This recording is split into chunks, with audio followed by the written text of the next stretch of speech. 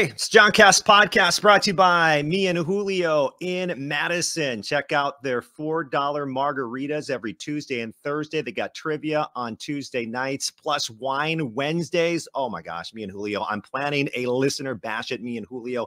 That's going to happen, and it's going to happen quickly. When it does, I'll have a special guest. We'll raise some money, live podcast. So please, keep your eyes peeled to my social media and to this podcast for all the details, because when it happens, it's going to happen fast. And I'd love for you to just come out, have a margarita, shake some hands, kiss some babies. I don't know, you get it. And go interact with my special guest when we announce that at me and Julio. Also brought to you by Ian's Pizza in Madison, with 3 locations in Madison, and Ian's Pizza is fantastic. I saw they were doing something with Wisconsin Brewing Company where they got like a pop-up store, Ian's Pizza, if you ever checked out Wisconsin Brewing Company. And then also, what else we got? What else is this podcast brought to you by? Oh, I know, Scotty. I partner with Scotty at joncastpodcast.com. You can go pick up a Wisconsin sports themed t-shirt. All right, enough of me. Let's get to today's Joncast podcast. What happens when a radio broadcaster gets let go from his sports talk job? Well, he tries to figure out what he wants to do next for a career. And in the meantime, joins the 4 million other podcasts on the internet, and the Joncast is born. Join me each week as I talk to guests I find interesting or entertaining from the world of sports, play-by-play broadcasting, or whatever else sounds fascinating to me at the moment. The Joncast is what I'm doing until I figure out what I'm doing. Subscribe, download, and I hope you learn something along the way. And welcome in. This is the Joncast podcast. This is episode number 51 of the Joncast podcast. Very excited about today's episode. And today's guest is a former Badgers hockey player. She won a gold medal for Team Canada at this past Winter Olympics, and was actually back in town in Madison this past weekend as she served as the Grand Marshal for the Crazy Legs Classic. I'd like to welcome to the Joncast podcast, Sarah Nurse. Sarah, how are you? Hi, I'm good. Thank you. How are you? Oh, I'm doing well. Thank you for jumping on the podcast. So how was your day as the Grand Marshal? How'd that go? Oh, it was so cool. The university, everybody involved with Crazy Legs did such a great job of putting it on. And so everything was super easy for me. I got to count down, see everybody there. There were thousands and thousands of people there. And so it was actually nice. The weather turned out pretty cool at the end. It was nice and sunny. And so it was a really, really good time. A super amazing event. Have you ever ran as part of the Crazy Legs Classic? Have you ever participated in it? I have never participated in it. No, it was usually like in our off season. So like we would have just finished up our season. And so I'm not training after our season finishes, but I'm actually going to come back next year and hopefully run it. Me and my friend, Michaela Johnson, actually, her and her husband just did it yesterday. And so we're like, oh, maybe we should make this like a tradition that we come back and run it. So hopefully I'll be here next year. I've ran it one time. Now I'm not an athlete. I'm not in, athlete shape like you. I ran it once. I trained a little bit for it, and it was the longest distance I've ever ran ever. And, but it was fun. It was fun because afterwards is where it's really fun. Obviously, during it, it's a blast. And then afterwards, when you get to congregate with everybody. How was that this year? The after party, I guess, is whatever you would call it. It was awesome. They had tents with like food and different things from the sponsors. And then of course, like the live music was absolutely awesome. They had a DJ. And so it was just a really cool atmosphere. And I was actually saying like, I'd never run a race before. So I was like, imagine how cool it would be to just cross that finish line knowing that you ran that race. So I think everybody was just super happy. Good to be back together in person to have that event. And so again, there were thousands of people from all over the Midwest. So it was so cool. Yeah. Will you ever consider running a triathlon or competing in a triathlon? Like your former coach, Mark Johnson, he's done a few of those. Yeah, it's like coach just wakes up one day and he's like, I feel like doing an Ironman today. So he's pretty cool, but I don't think that I have it in me. I think what gets me is the swimming part of it, swimming in a lake. I don't like water.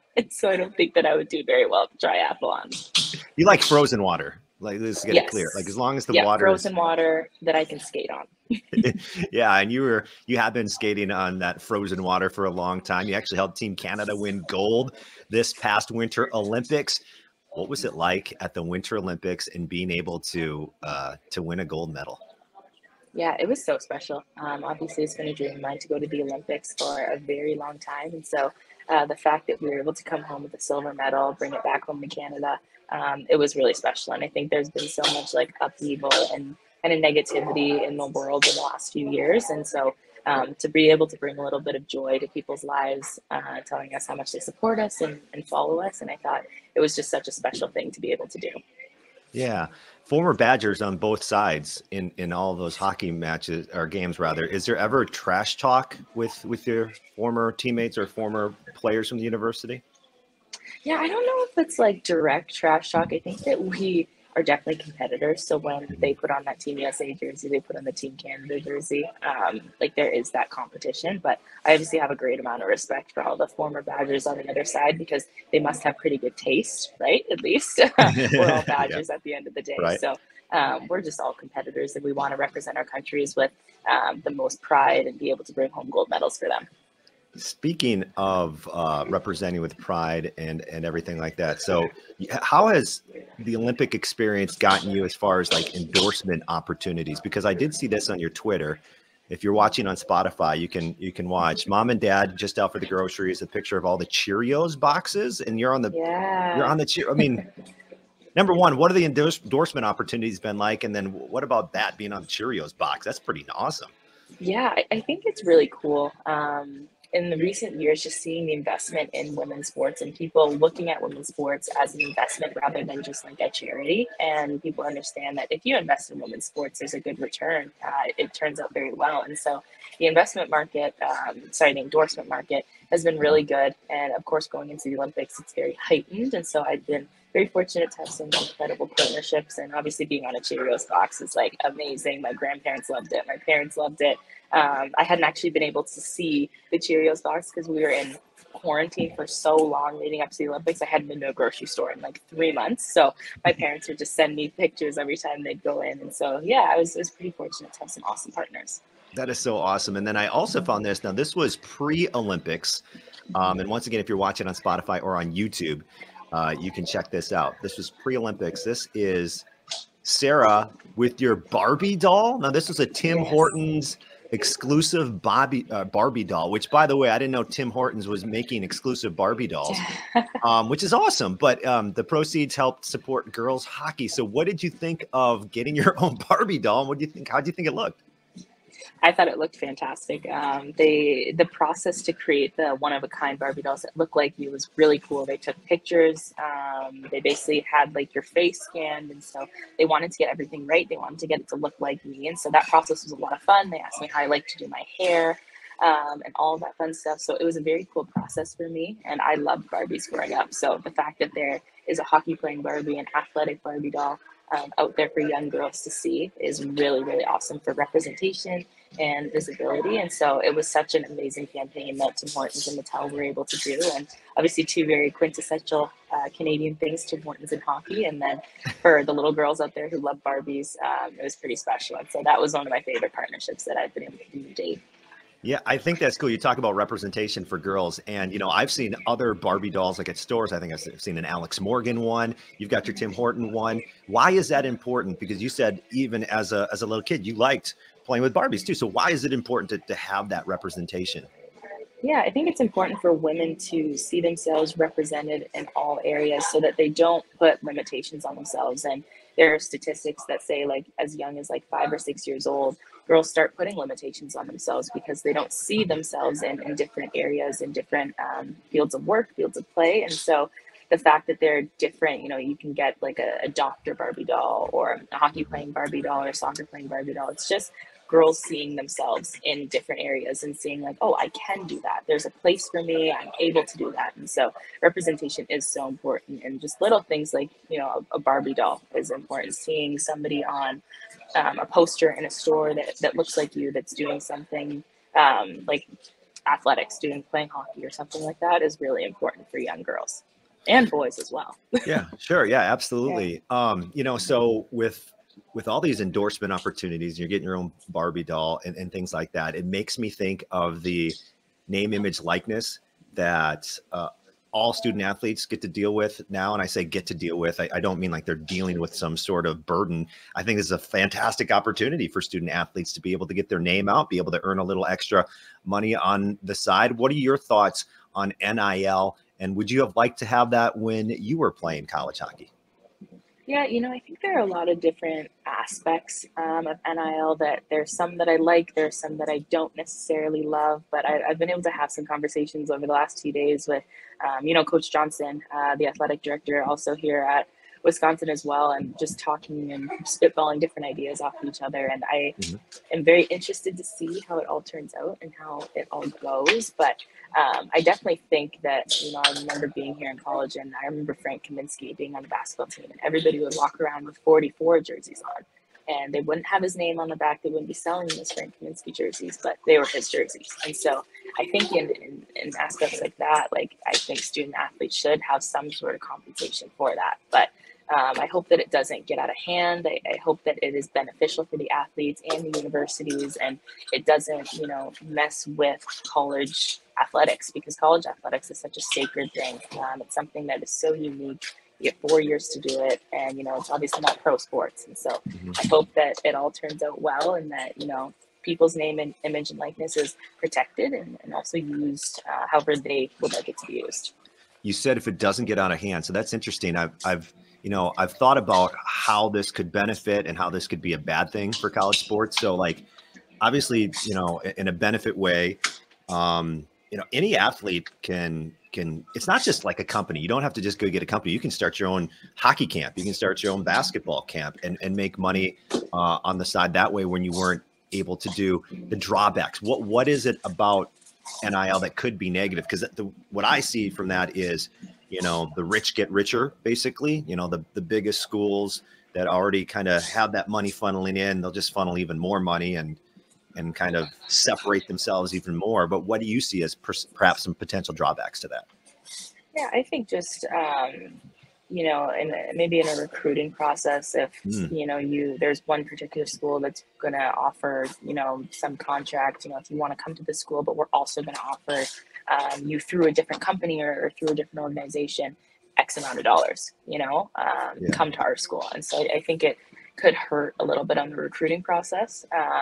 You always kind of worry about Title IX. It's the 50th anniversary of Title IX this year, and so you do always worried about the men's sports continuing to be up on this platform and women's sports being left behind. And so I definitely think that there are a lot of positives to this new NIL and all the rules around it, but I definitely think that there should be some cognizance and some consciousness around some of the potential drawbacks as well. I was looking at a little bit of your background, Sarah, and your uncle is Donovan McNabb.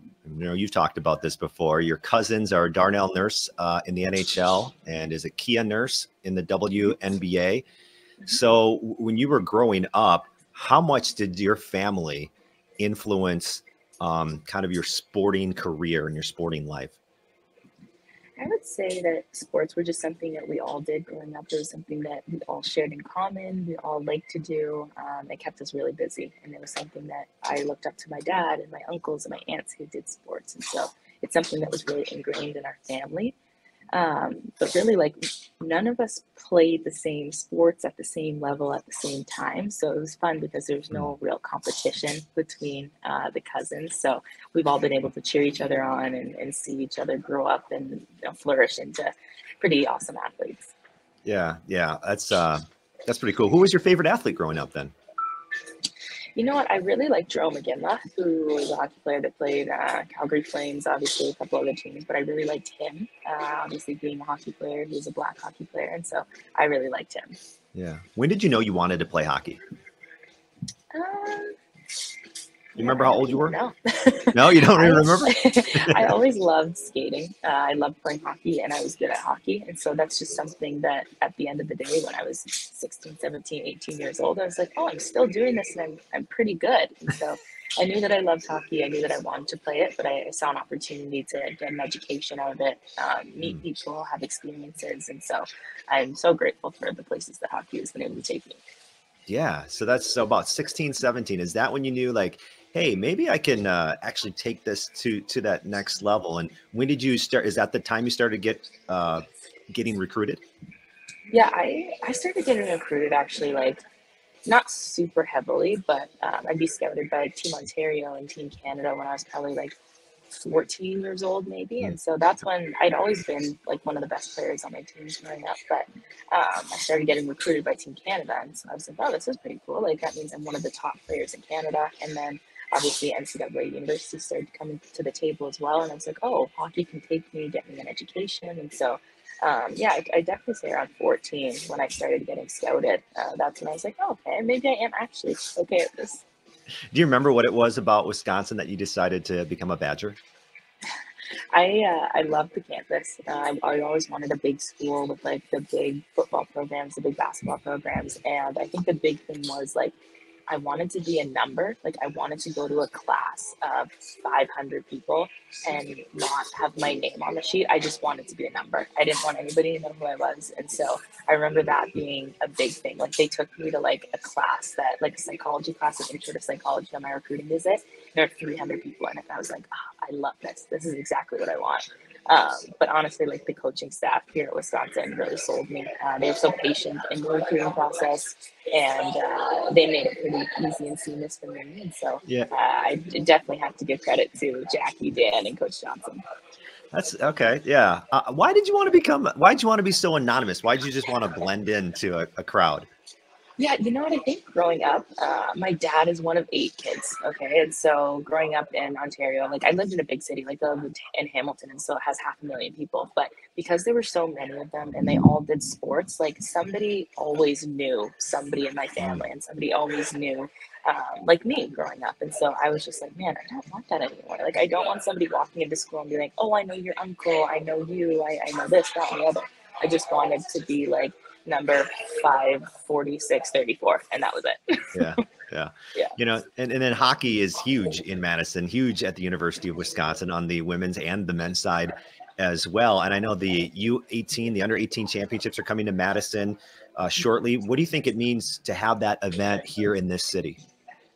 I think it's huge, and I've been saying this to everybody. I'm so jealous of those under 18 girls who get to play in like the best college hockey town in the country for sure. And so I think it's really big because you know, Wisconsin's never held a national championship, and I hope this shows, you know, the NCAA that Wisconsin can host a major, you know, world championship event. So hopefully we'll have a national championship or a conference championship be able to be held in Wisconsin. And the fact that, you know, through USA Hockey, Madison was selected as, you know, the host is pretty special because this is such a great city, such a great hockey city, and we have amazing facilities here. Obviously being at Cap Ice and then LeBron Arena, like it's second to none. So I think they're in for a treat. No, I have not been able to get to LeBron yet since it's opened. This is something the family and I want to take my daughter to a hockey game. She's been to the volleyball, basketball games. So when you talk about like these world-class facilities, LeBron, what was it like being able to play in LeBron and just to have that here for this program? Yeah, I think the arena is pretty incredible. Just having that, you know, 2,500 seat arena, like you can pack it. It feels full. It feels like the energy in there is pretty electric. It's a lot of fun on game days. And so from a fan experience standpoint, it's awesome to watch a game there. And then like as a player, like the just facilities that we have are like nowhere else in the country, nowhere else really in professional sports. You know, like we have a sauna in our locker room. And so like little things like that, and the hot tub, the cold tub. Wait, you've got a sauna and a hot tub in the locker room? Why didn't I not know this? That's pretty sweet. Yeah. So when they brought me in, they're like, this is where the sauna is. I was like, okay, so where do I sign? So from a player standpoint, just the facilities and what we're able to receive while we're here is really second to none. Yeah, I think that would be a good selling point. Like, I'm not sure. Do you think any other, I'm not trying to downgrade any other programs. Do you think any other programs have that? Not that I've seen. Yeah. Right. And I know I was recruited a little while ago, but when throughout my visits, I hadn't seen anything like Wisconsin. And so I hope that other programs are stepping up and kind of getting on par at this point in 2022. But when I was going around, I hadn't seen anything like it. All right. So I wanted to touch a little bit about race in the world of hockey, because your father is Black, your mother is white. So you've kind of got this unique perspective on this. In what ways do you see race play a factor in the game of hockey, whether that's on the men's or the women's side?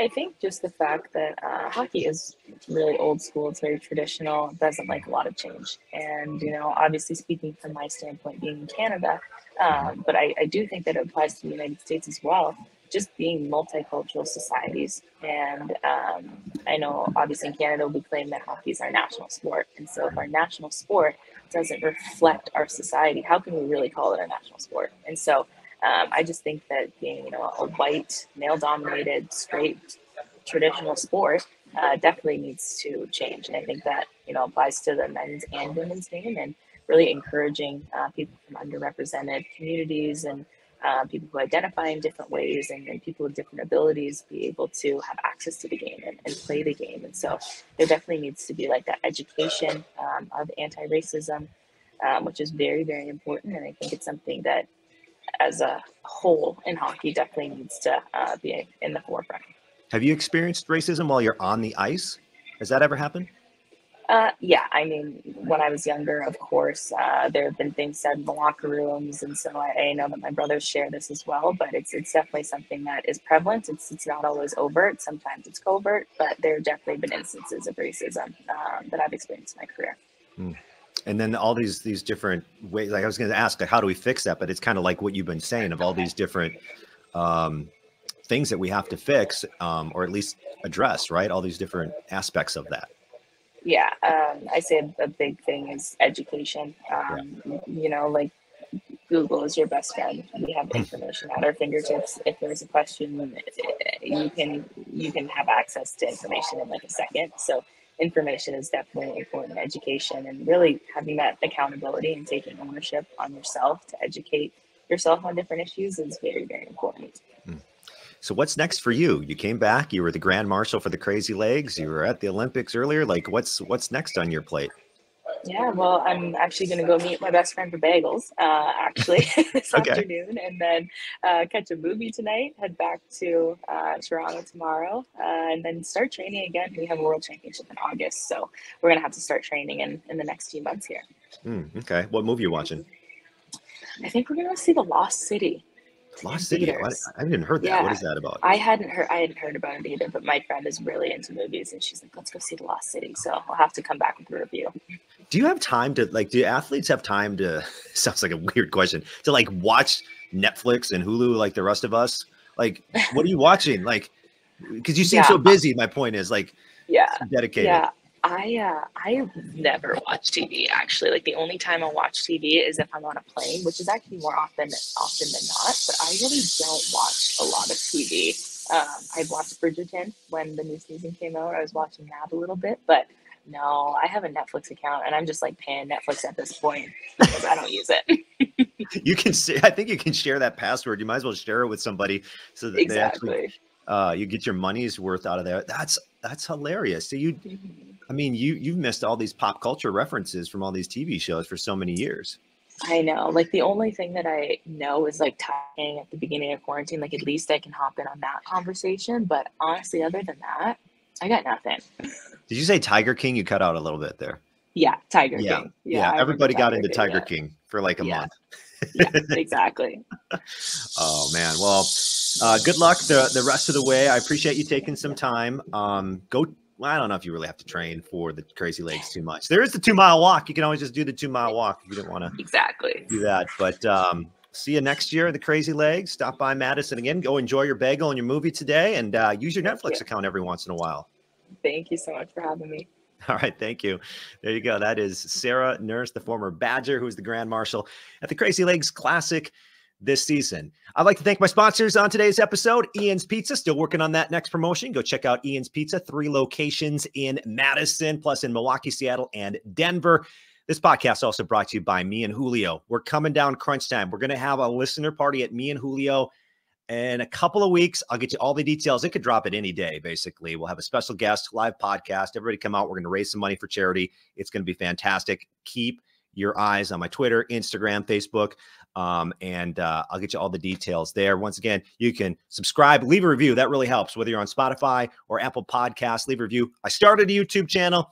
These are all going on YouTube now. You can also watch them on Spotify as well. What am I missing? Oh, go pick up a t-shirt, joncastpodcast.com. You can go check out all the latest I have with my partnership with Scotty. Until next time, thank you for watching, for listening to the Joncast.